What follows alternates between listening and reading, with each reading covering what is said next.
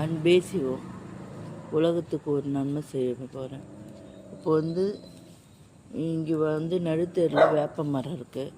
வேப்ப மரத்தாண்ட மக்களுக்கோசம் மக்கள் குழந்தை இல்லை, கல்யாணம் ஆகலை அப்படின்னு அவங்க இருந்தாங்கன்னா அவங்க துன்பங்களை தீர்க்கறதுக்கு நான் பிரம்ம முகூர்த்தத்தில் எழுந்து அவங்க துயரங்களை தீர்க்கறதுக்கு அவங்க எண்ணெய் வாங்கி கொடுத்துருக்காங்க, கற்பூரம் வாங்கி கொடுத்துருக்காங்க, ஊதுவத்தி வாங்கி கொடுத்துருக்காங்க.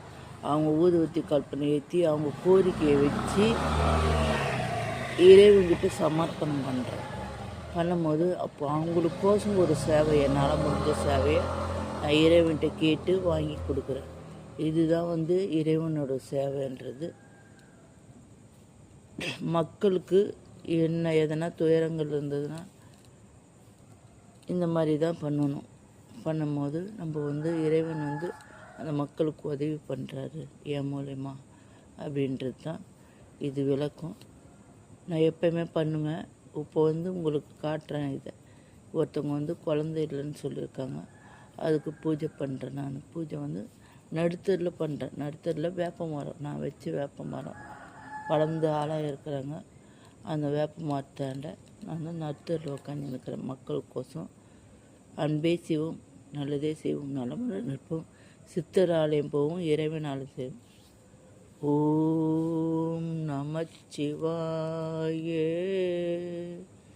ஓம் நமச்சிவாய,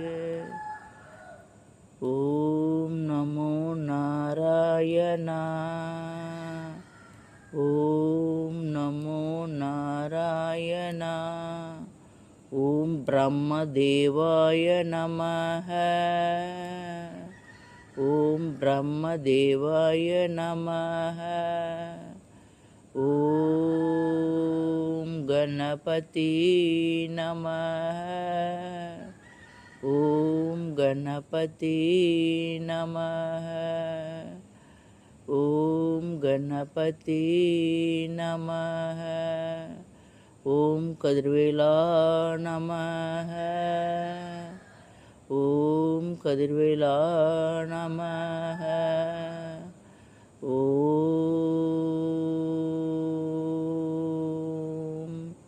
கதிர்வேலா நமஹ, ஓம் குருவே சரணம், ஓம் குருவே சரணம்.